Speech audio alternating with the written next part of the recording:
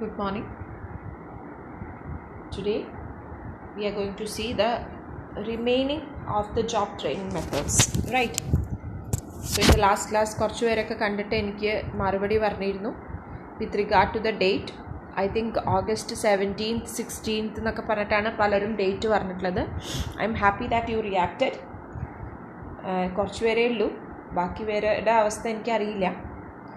എന്തായാലും എല്ലാവരോടും ഇൻഫോം ചെയ്യാം അസൈൻമെൻറ്റിൻ്റെ ഡേറ്റ്. കാരണം it's a mark to be given to everyone. Clear? നിങ്ങൾ പരീക്ഷ എഴുതേണ്ട ആവശ്യമില്ല, ഒന്നും ചെയ്യാതെ നിങ്ങൾക്ക് കിട്ടുന്ന മാർക്കാണ്. And also make it comfortable to inform me a date this week itself for the test paper also. Husna, if you're hearing this, please respond. Okay, you need to inform me a date for the test paper of HRM till what is taken in the last class, except today's one, right? So please inform me. Don't make it for August 15th or 17th. I want it either this week or the next week, right? Okay, let us continue with the off the job training methods. It is off the job training methods. So the remaining of the job training methods we are going to see, and we shall discuss with the remaining things. So what was the first of the job training method that we have seen? It was vestibulus training. It is like a training center called Vestibulus set up, and actual job conditions are duplicated there. Right, we have seen the merits and demerits. It is one of the most important of the job training method. Right, we are discussing with regard to off the job training today. Right. Okay, so second one was apprenticeship training. In the on the job training method also you would have seen apprenticeship training, which രണ്ടിലും രണ്ട് effect ആണ്. On the job training മെത്തേഡിൽ നമ്മുടെ ഓർഗനൈസേഷനിൽ apprentice ആയിട്ട് act ചെയ്യാൻ വരുന്ന ആൾക്കാരെ കുറിച്ചും ഒക്കെയാണ് പറഞ്ഞത്. ഓഫ് ദ ജോബ് ട്രെയിനിങ് ആയിട്ടും അത് ആക്ട് ചെയ്യാം. കാരണം നമ്മളുടെ ഓർഗനൈസേഷനിൽ നമ്മൾ വേറൊരു സ്ഥലത്തേക്ക് അപ്രൻറ്റിസ് ആയിട്ട് പോകുമ്പോൾ അത് ഓഫ് ദ ജോബ് ആയിട്ടാണ് വരിക. Right. So third one is classroom training. Third method classroom training ആണ്. What is classroom training?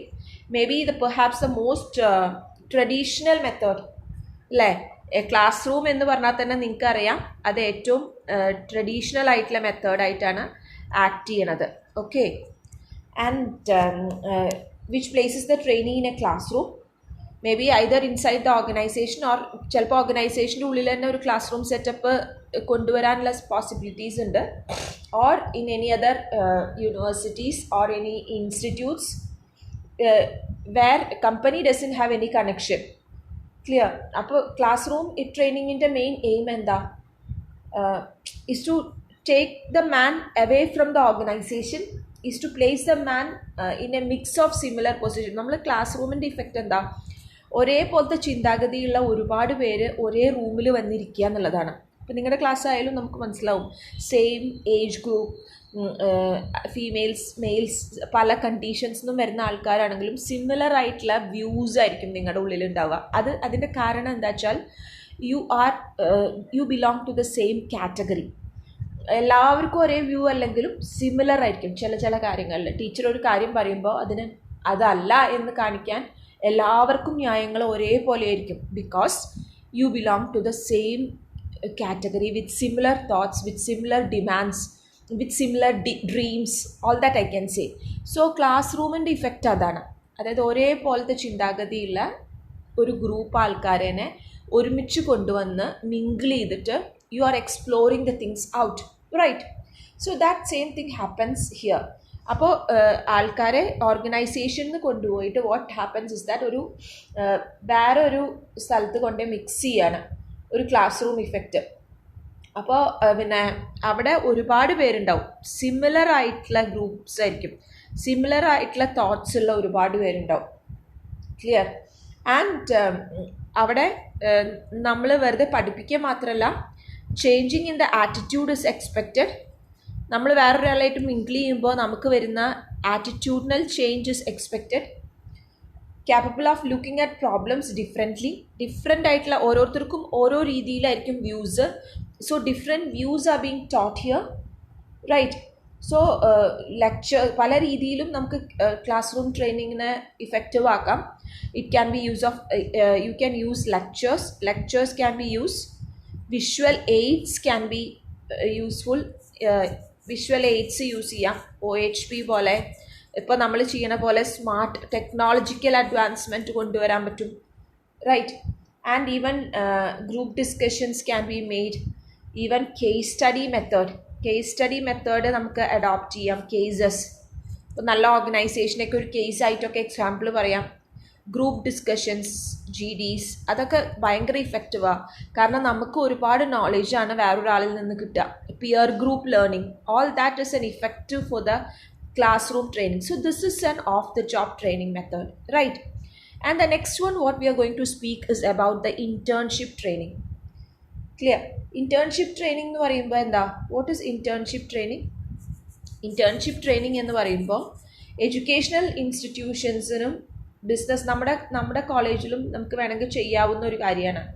അതായത് നമ്മുടെ എഡ്യൂക്കേഷണൽ ഇൻസ്റ്റിറ്റ്യൂഷൻസ് അല്ലെങ്കിൽ നമുക്ക് പറയാച്ചാൽ ഇപ്പോൾ നമ്മുടെ SN college Nattika is in tie up with suppose you are in tie up with elite group.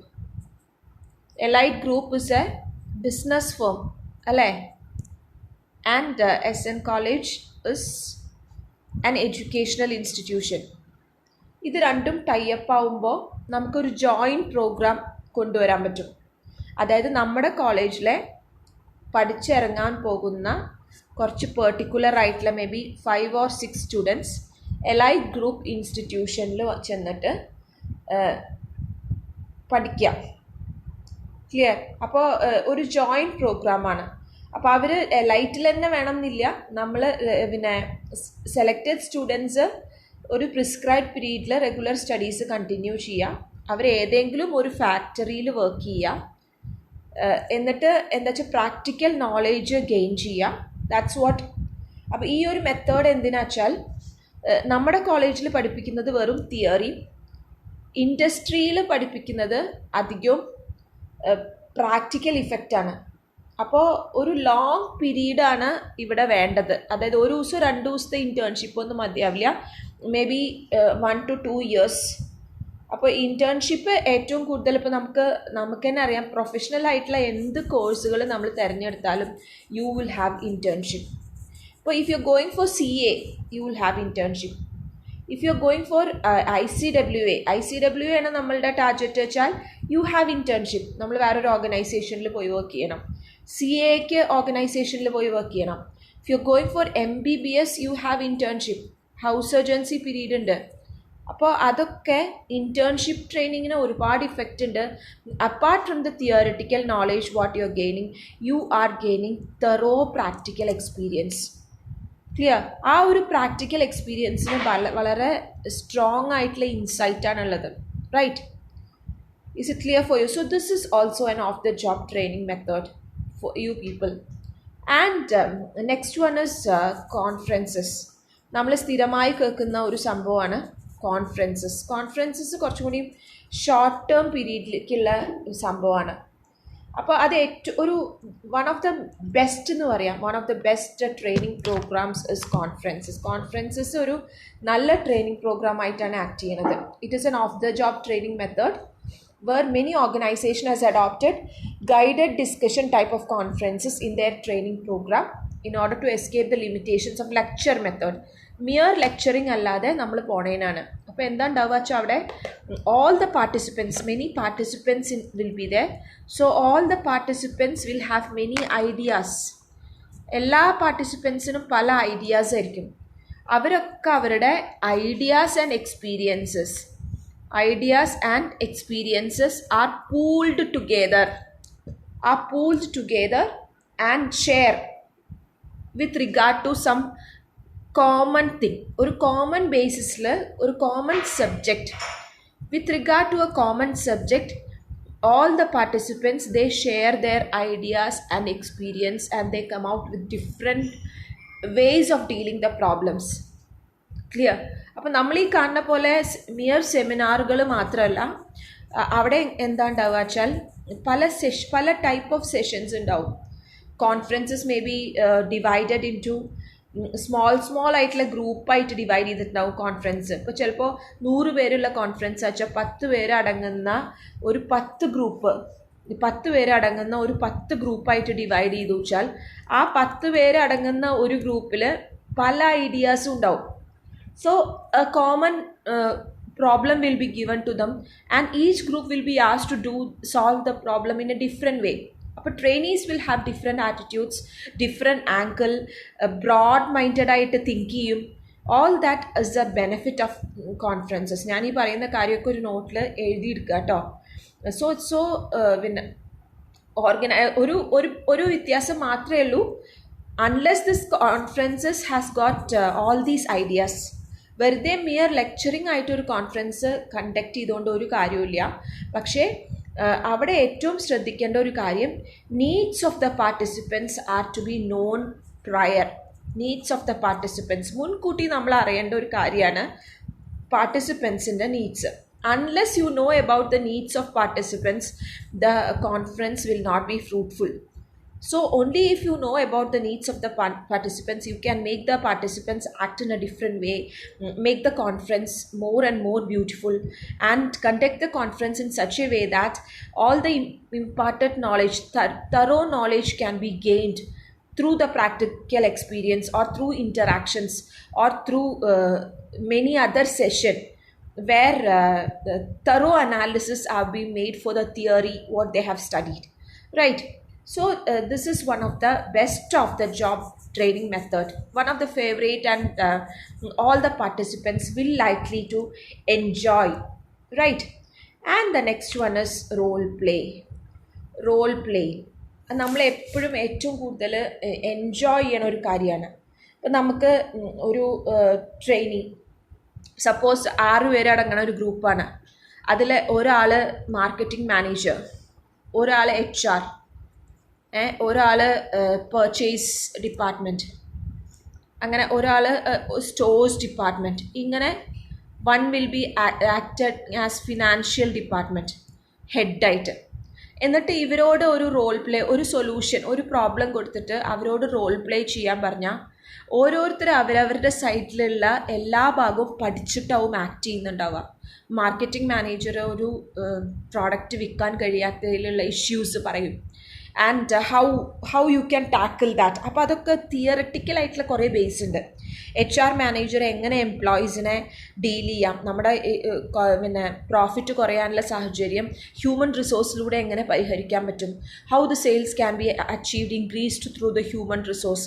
അപ്പോഴും അവിടെ theoretical നോളേജിൻ്റെ advancement. അപ്പോൾ നിങ്ങളോടൊരു റോൾ ഏറ്റെടുക്കാൻ പറയുമ്പോൾ ആ റോൾ ഏറ്റവും ഭംഗിയായി ചെയ്യാൻ നമ്മൾ എന്താ ചെയ്യുക, you will gather as much as knowledge you can from all the sources, right?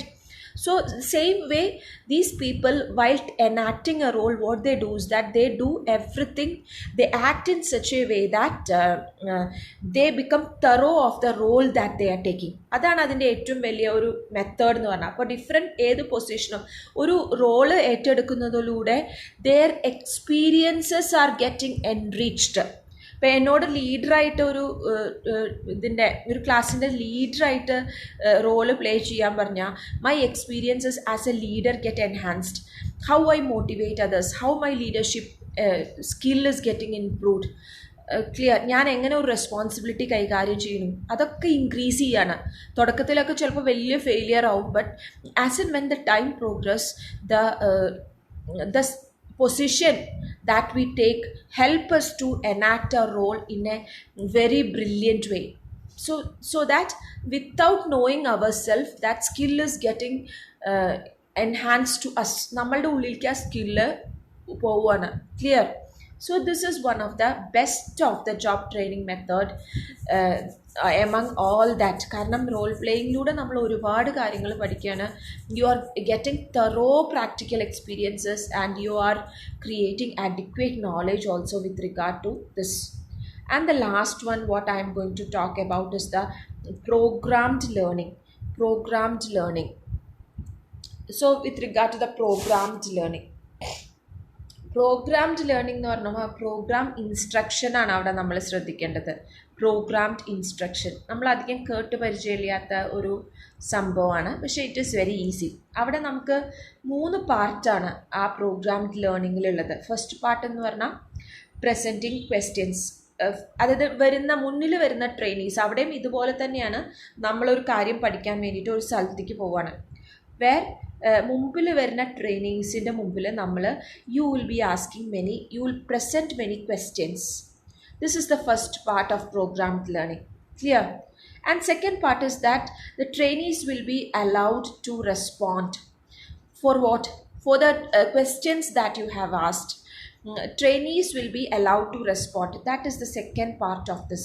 Second പാർട്ടിൽ നമ്മൾ പറയണത് ട്രെയിനീസ് അവർക്ക് ഇഷ്ടമല്ല, അവർക്ക് ഈ ഒരു ക്വസ്റ്റ്യൻസിന് എന്താണ് ഉചിതം എന്ന് തോന്നുന്നത് റെസ്പോണ്ട് ചെയ്യാം.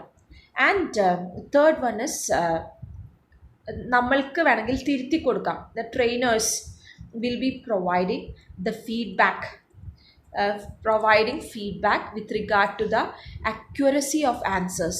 ആൻസർ അക്വറേറ്റ് ആയിരുന്നോ അല്ലെങ്കിൽ അത് ഇങ്ങനെയും കൂടി ആയിക്കൂടെ എന്ന് പറഞ്ഞ് തിരുത്തുമ്പോൾ that creates a strong impulse in the mind of the trainees that they will never repeat that mistake. ആ ഒരു അങ്ങനെ കിട്ടുന്ന അത് ഇപ്പം നിങ്ങളോടാണെങ്കിലും നിങ്ങളോടൊരു കാര്യം ചോദിച്ചിട്ട് നിങ്ങളുടെ ഒരു റെസ്പോണ്ടിങ് കേട്ടിട്ട് നമ്മൾ പറയാണ് അതിങ്ങനെ ആയാൽ തെറ്റുണ്ടോ എന്ന് ചോദിക്കുമ്പോൾ you will be thinking in a different way. Okay, that is also a solution. We are not saying that what you have told is wrong, but instead we are trying to make it clear that this way also the answer can be done. So that അവിടെ ഒരുപാട് കാര്യങ്ങളുണ്ട്. ഇത് വർക്കേഴ്സിന് feedback കൊടുക്കാനുള്ളൊരു അവസരമുണ്ട്, അവർക്ക് ഒരു answer provide ചെയ്യാനുള്ള അവസരമുണ്ട്. So അവരുടെ തിങ്കും തോട്ടൊക്കെ ബ്രോഡനിങ് ആയിരിക്കും, നമുക്കത് കറക്റ്റ് ചെയ്ത് കൊടുക്കാനുള്ള അവസരമുണ്ട്. So that the teaching learning program, that becomes very effective in this programmed learning method. ഈ ഒരു പ്രോഗ്രാം ലേണിംഗ് മെത്തേഡിൽ teaching learning is very effective. Clear? Training time വളരെ റെഡ്യൂസ്ഡ് ആണ്. അപ്പോൾ ട്രെയിനീസിന് അവരവരുടെ പേസിൽ പഠിക്കാം. ഇപ്പോൾ ചില ക്വസ്റ്റ്യൻസ് ഞാൻ നിങ്ങളോട് ചോദിക്കുമ്പോൾ ഒരു കാര്യമുണ്ട്, നിങ്ങൾ വേഗം ആൻസർ ചെയ്യും. കാരണം എന്താ വെച്ചാൽ നിങ്ങൾക്കത് അറിയാം. അപ്പോൾ അതുകൊണ്ട് എന്താ ഉണ്ടാവുക, അപ്പോൾ നമ്മൾ അടുത്തത് പഠിപ്പിക്കും. അപ്പോൾ ഈ ക്വസ്റ്റ്യൻസ് ചോദിക്കുമ്പോൾ ഒരു ഗുണം എന്താ വെച്ചാൽ if you know the answers already, അവിടെ നമുക്ക് സമയം പോവില്ല, അടുത്ത ലെവൽ ഓഫ് നോളേജിലേക്ക് പോവുകയാണ്. നിങ്ങളൊരു ഗെയിം കളിക്കുമ്പോഴും നിങ്ങൾക്കറിയാം ആദ്യത്തെ ഒരു കുറച്ച് ലെവൽസൊക്കെ വളരെ സ്പീഡിൽ പോകും. അപ്പോൾ നമ്മുടെ സ്പീഡിനനുസരിച്ചിട്ടാണ്, ട്രെയിനീസിൻ്റെ സ്പീഡ് അനുസരിച്ചിട്ട്, അവരുടെ പേസ് ഓഫ് നോളേജ് അനുസരിച്ചിട്ട് this is one of the effective method in increasing the speed also. കുറച്ചും കൂടി സ്പീഡിൽ നോളേജ് ഗെയിനിങ് നടക്കും. ക്ലിയർ? അപ്പോൾ ഇമ്മീഡിയറ്റ് ആയിട്ടുള്ള ഫീഡ്ബാക്ക് കൊടുക്കുമ്പോൾ അവിടെ എറേഴ്സ് സംഭവിക്കില്ല. Is it clear? So these are the types of the job training method. ഒന്നും കൂടി റിപ്പീറ്റ് ചെയ്യാം. ഏതൊക്കെയാണ് types of the job training method? First one is vestibule school. Second one is apprenticeship training. What is the third one? Third one and the third one is classroom training. Fourth one is internship training. Fifth one is conferences. Sixth one is role play, and finally you have the programmed learning, right? So learn all these of the job training. ഇപ്പോൾ on the job training method പഠിച്ചു, off the job training method പഠിച്ചു. Tomorrow will come up with a new concept, electronic training. അതാണ് നമ്മൾ ഇപ്പോൾ ചെയ്തുകൊണ്ടിരിക്കുന്ന training method, right? Electronic teaching ആണ് നമ്മൾ ചെയ്യുന്നത്. This is a sort of electronic training that will deal in the next class. Okay, is it clear for you? Okay, take care, bye by.